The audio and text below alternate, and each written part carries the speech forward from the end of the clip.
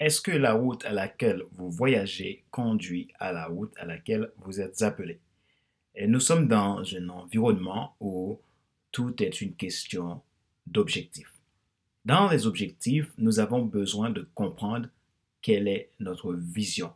Parce que la vision, c'est la base pour avancer vers cet objectif et aussi donner du sens au projet que nous avons pour le développement de notre organisation, le développement de notre entreprise, le développement de notre projet de business ou tout autre projet, que ce soit projet de vie, projet professionnel, social, économique, et j'en passe.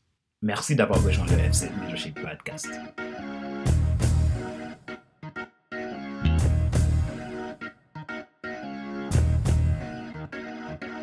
Bonjour, mesdames, messieurs.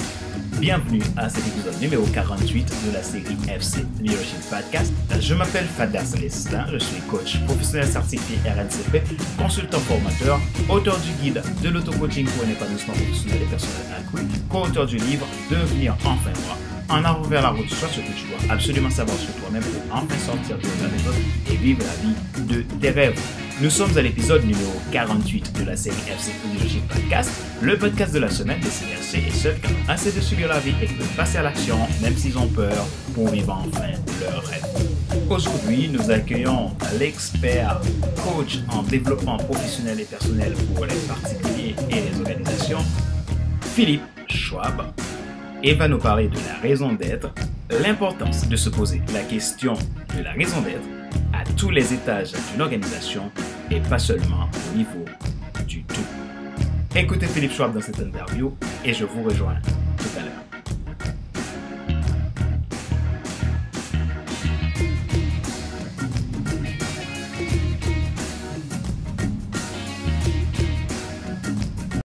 Bonsoir Philippe. Hello Fadler. Comment ça va? C'est une soirée, donc avec une journée bien pleine, mais en forme, en tout cas suffisamment pour faire face à tes questions. Ok, bon, je suis content de t'avoir dans FC Leadership Podcast. Donc, merci d'avoir accepté pour cette interview. Donc, sur le terme de la raison d'être. C'est un terme que tu maîtrises très bien en tant que coach. C'est vraiment, tu interviens sur ça et moi, j'aimerais voir comment on peut apporter quelques conseils, expliquer un peu la raison d'être et en quoi c'est important donc, pour un individu ou une organisation. En tout cas, bienvenue et donc le titre déjà c'est la raison d'être. Il y a le sous-titre sur quoi vraiment les questions sont basées. Ce serait l'importance de se poser la question de la raison d'être à tous les étages d'une organisation et pas seulement au niveau du tout. Oui, c'est un peu Donc, une de mes originalités en fait, enfin que je prétends être une originalité. Absolument, tout à fait. ouais. Cette phrase vient de toi et Comme quoi, il faut faire attention à ce qu'on dit, hein. Oui, c'est une phrase qui vient de moi. Par quoi tu souhaites que je commence, que je commente cette phrase peut-être? alors, maintenant, bon, tu pourras commenter plus tard, mais j'aimerais que tu te présentes que les personnes qui nous écoutent puissent savoir qui est Philippe. D'accord, je suis un homme blanc. Voilà. Non, alors j'ai 49 ans, j'ai un cabinet avec mon épouse depuis 16 ans, nous sommes mariés depuis 25 ans, nous avons deux garçons de 21 et 18 et demi. Et moi, je suis plutôt orienté développement professionnel, donc j'interviens plutôt pour les organisations. Mon épouse, avec qui je travaille maintenant depuis quasiment le début, pas tout à fait, est plutôt orientée sur le développement personnel avec une clientèle de particuliers. Et depuis donc 2004, date de création du cabinet, j'ai fait pas mal de choses, mais tout orienté pour aider les business ou les organisations non marchandes à se développer harmonieusement. Voilà. Depuis, le marché du coaching, bien sûr, a considérablement évolué. Voilà. Donc, voilà, une présentation rapide, hein. Je n'ai pas parlé de mon passé avant ça, ça suffit peut-être. OK. Merci pour cette présentation, Philippe. Philippe, maintenant, on peut vraiment rentrer dans le vif du sujet. J'aimerais bien que tu commentes un petit peu cette phrase, hein, l'importance de se poser la question de la raison d'être tous les étages d'une organisation, pas seulement au niveau du tout. Bon, alors déjà, peut-être que pour notre audience, pour faire simple, on pourrait remplacer le terme de raison d'être, qui n'est pas très couramment utilisé quand même, hein, pour être honnête, par un terme peut-être qui n'est pas tout à fait égal, mais que tout le monde va comprendre, c'est un terme de vision. Voilà. Est-ce que j'ai une vision pour mon entreprise, si je suis chef d'entreprise? Dans quelle mesure je suis au clair sur ma vision en tant que responsable d'un service? Voilà, la vision. On a coutume de dire que souvent, tout en haut d'une stratégie d'entreprise, il y a quelqu'un quelque part ou un groupe ou un comité de direction qui normalement est plus ou moins clair sur la vision de l'organisation, c'est-à-dire l'utilité profonde. Moi, je préfère le terme de raison d'être, qui est un terme qui est utilisé d'abord par la loi, hein, puisque cette année en France a été votée une loi justement qui encourage les organisations à se doter d'une raison d'être. Donc le terme n'est pas de moi. Et puis, c'est un terme qui est utilisé aussi dans des approches de gouvernance type holacratie, mais je ne veux pas embrouiller notre audience. Donc ça, c'était pour répondre à la première partie de la phrase, la question de la raison d'être. Donc, pour faire simple, on peut dire vision. Et autant cette question, éventuellement, là, tout le monde peut dire, oui, c'est vrai que c'est bien qu'une entreprise ait un peu une vision, sache un peu où elle va, dans les grandes lignes, qu'elle ait une stratégie, et qu'elle soit aussi, motivée par quelque chose qui est essentiel. Une vision, c'est quelque chose d'essentiel, ce n'est pas anecdotique, ce n'est pas non plus une question qu'on se pose tous les 3 jours, c'est une question plutôt existentielle, je dirais. Oui. On verra tout à l'heure dans quelle mesure les particuliers peuvent éventuellement se la poser. Et alors, pourquoi tous les étages, Fadler? Parce qu'en fait, je trouve intéressant de ne pas réserver cette question à l'organisation en tant que tout, mais aussi aux parties qui composent, donc pour les services, par exemple. Et j'ai une pratique professionnelle dans ce domaine. D'accord. Donc, du coup, c'est comme quoi, dans l'organisation, on considère dans le tout, oui, on considère chaque entité de ce tout-là pour faire la globalité. On peut dire, en fait, si on prend une image, par exemple, le corps humain, c'est que le corps humain, donc l'entreprise, par exemple, peut avoir une raison d'être pour l'ensemble du corps, mais chaque organe, au moins les organes clés, on va dire, du corps, on va dire les services clés, par exemple, d'une organisation, le comité de direction, le conseil de surveillance, la responsable commerciale, par exemple, peuvent aussi avoir leur propre raison d'être, évidemment alignée, constitutive de la raison d'être globale. Parce que si une raison d'être d'un organe est déviante par rapport à la raison d'être du tout, on a un vrai problème, hein, c'est évident. Maintenant, Philippe, la question de la raison d'être, qu'est-ce que cela implique? Est-ce que tu peux préciser qu'est-ce que tu entends par implique? Donc, c'est-à-dire, donc, du coup, tu as utilisé le mot vision aussi, oui, pour un peu essayer de centrer la question pour que les gens puissent plus de... Oui. Donc, quand on parle de cela, quand je dis qu'est-ce que cela implique, quelles sont les caractéristiques, quel est l'intérêt de parler de raison d'être et de vision? Ouais. En fait, j'ai dit que cette question, normalement, toi et moi, ceux qui nous écoutent, ne se posent peut-être pas la question, je parle au niveau professionnel pour l'instant, tous les 2 jours de pourquoi je travaille, pourquoi notre service est actif, pourquoi mon entreprise est investie sur tel marché, etc. Mais de temps en temps, je pense que l'organisation a besoin, de temps en temps, je dis bien, de se poser et de se dire, au fait, finalement, qu'est-ce qui nous fait courir tous les jours? Qu'est-ce qui fait qu'on se lève tous les matins, qu'on se bat, qu'on répond à des appels d'offres? Quel est, bien sûr, alors bien sûr, ça fait partie de ma fonction, ça fait partie de mon job, mais l'intérêt de se poser la raison d'être, c'est de se reconnecter à quelque chose de supérieur. Et d'être capable de formaliser ça, en général avec un petit paragraphe, 1 ou 2 phrases, qui semblent simples quand on les lit, mais qui ne sont pas forcément faciles à pondre. Donc, l'intérêt, c'est de temps en temps de vérifier qu'on est aligné sur une stratégie qui nous fasse sens. Et ça permet aussi de relativiser les tracas du quotidien, les bobos, les frustrations, parce qu'on sait qu'on contribue à quelque chose qui nous dépasse. Et bien sûr, en général, une raison d'être, elle est positive.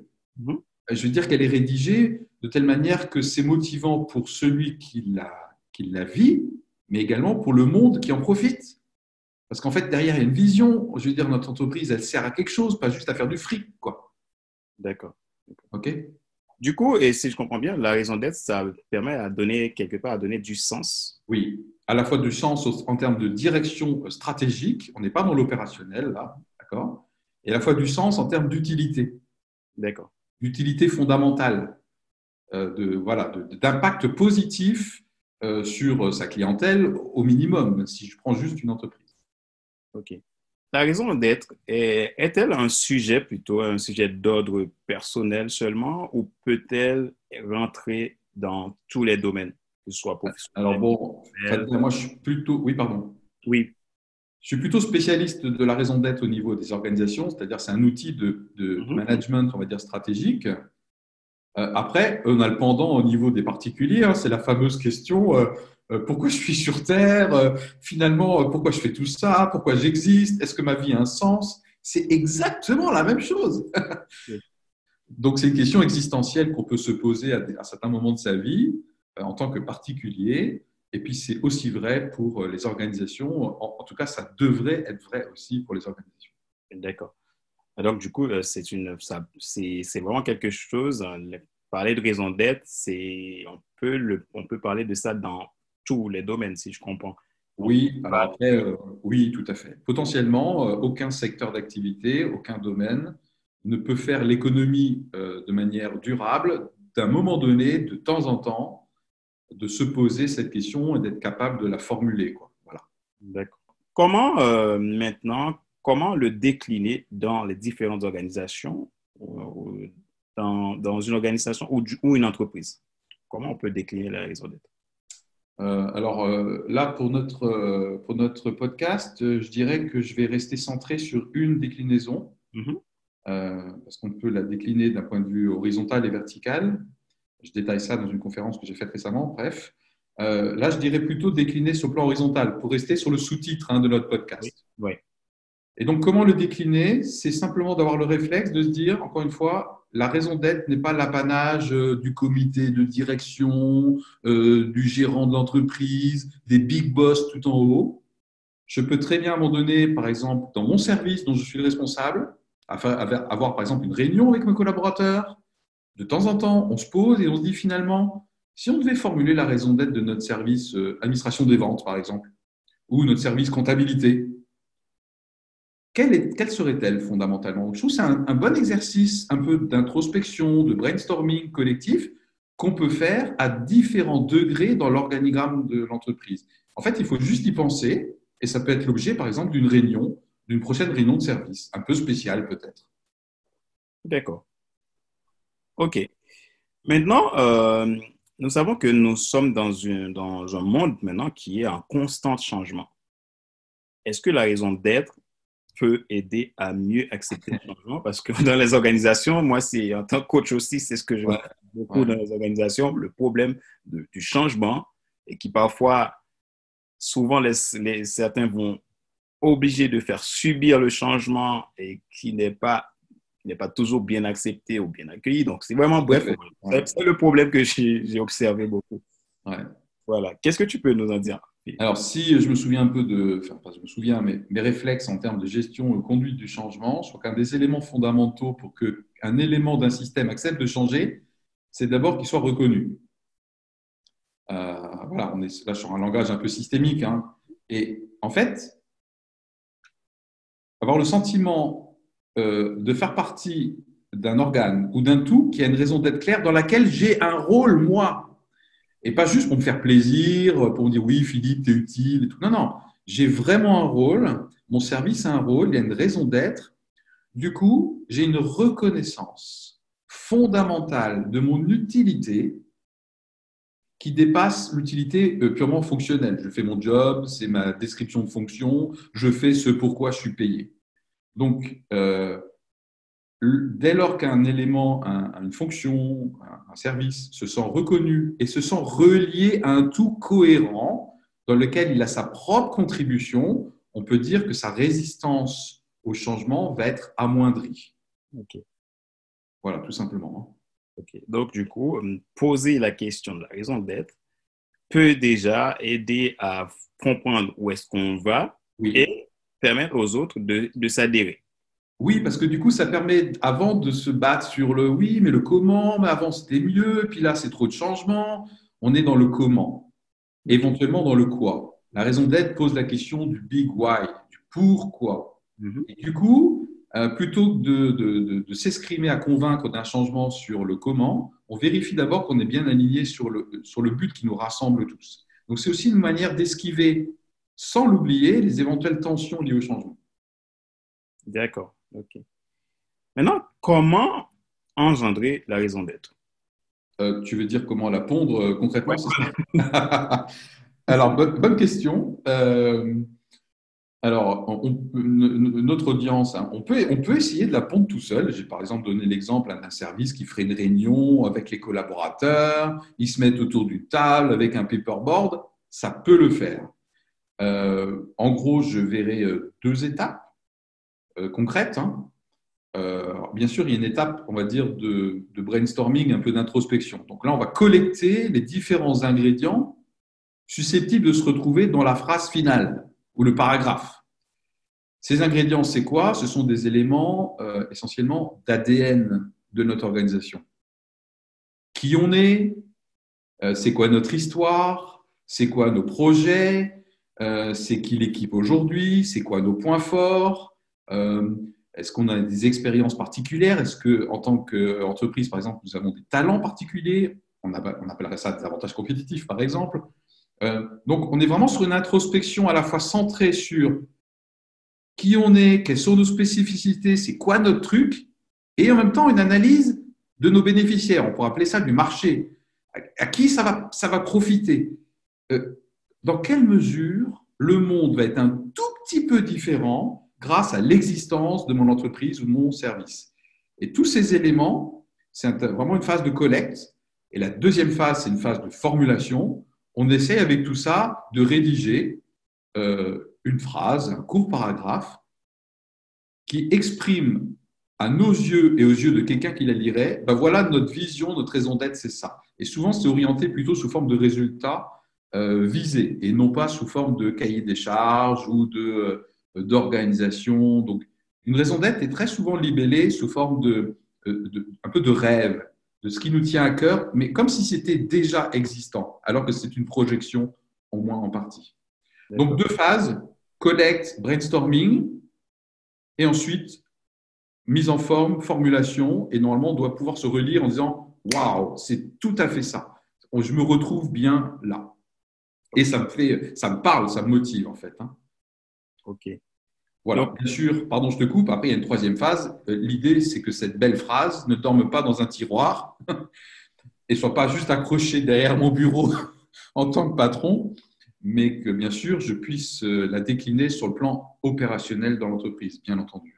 ouais. Donc, du coup, il y a un côté où on vit quelque chose et en même Oui, temps, c'est ce que tu as dit. Donc, la raison d'être permet aussi de trouver réponse à des problèmes parce que oui, si maintenant on sait pourquoi on est là, on va pouvoir apporter mieux à une population cible ou voilà, à voir le monde, quoi. Comment on peut absolument. faire les choses.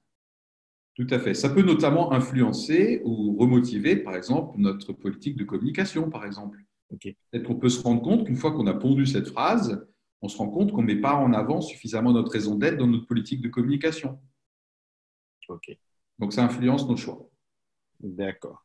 Donc, Philippe, j'ai une dernière question. Donc, Ouais. on arrive à la On a fin. dit que j'étais un peu long, hein, il faut me calmer, hein. Ah non, non, ça c'est. En tout cas, tu étais dans les temps. C'est bien. Donc, Philippe, la question que je te pose, maintenant, on sait que Philippe, il est coach en développement professionnel, il travaille auprès des organisations, c'est bien ça, Philippe? Oui, bien. Ok, donc je pense qu'il y aura probablement des personnes qui pourraient peut-être vouloir rencontrer Philippe, et contacter Philippe. Mhm. Comment ces gens-là, où est-ce que ces gens peuvent te joindre? Comment ils Alors, je peuvent? crois que tu as prévu de mettre le lien vers mon cabinet, il me semble. Oui, j'ai prévu de Voilà. mettre le lien, mais tu peux leur dire aussi, donc, Voilà, donc www.psconseil.com au singulier. Donc là, c'est l'adresse web de notre cabinet et vous retrouvez là-dessus à la fois les prestations qui sont plutôt assurées par mon épouse, Yolande Ziegler-Schwab, et celles qui sont assurées par moi. Et il y a même une page dédiée sur le site à la raison d'être. Donc, vous ne pouvez pas le louper. Il y a une petite vignette, genre publicité. Et cliquez ici et du coup, qui vous incite à prendre contact avec moi sur le thème précis de la raison d'être. Voilà, je pense que c'est le moyen le plus simple pour notre audience. Voilà.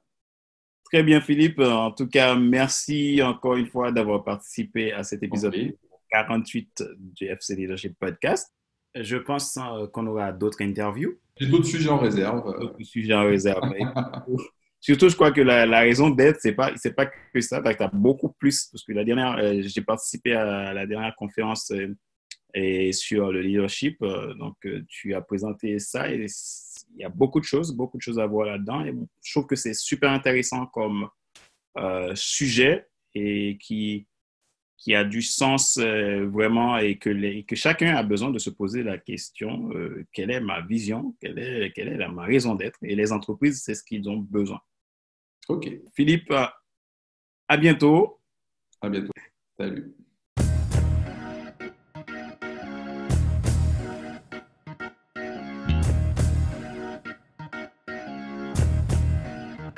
C'est la fin de cet épisode numéro 48 de la série FC Leadership Podcast. Le podcast de la semaine destiné à ceux et celles qui ont assez de subir la vie et qui veulent passer à l'action même s'ils ont peur pour vivre enfin leur rêve. Nous espérons que ces contenus vous ont été utiles, que vous allez en profiter au maximum. Entre-temps, si vous êtes nouveau et que vous n'êtes pas encore abonné à mon podcast, vous pouvez le faire dès à présent en cliquant sur le bouton s'abonner sur ma chaîne YouTube et n'oubliez pas d'activer la cloche pour être alerté. Vous pouvez également vous abonner sur iTunes Store, Google Podcast, Spotify, SoundCloud et TuneIn.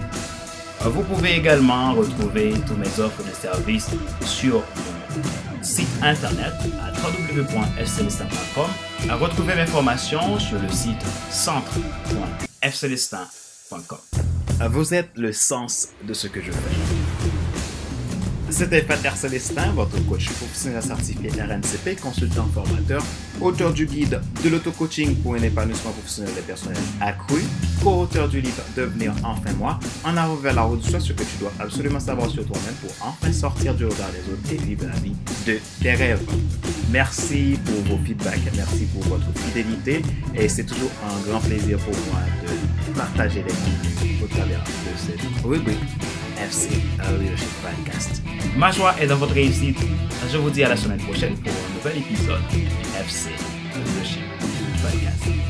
Bye bye.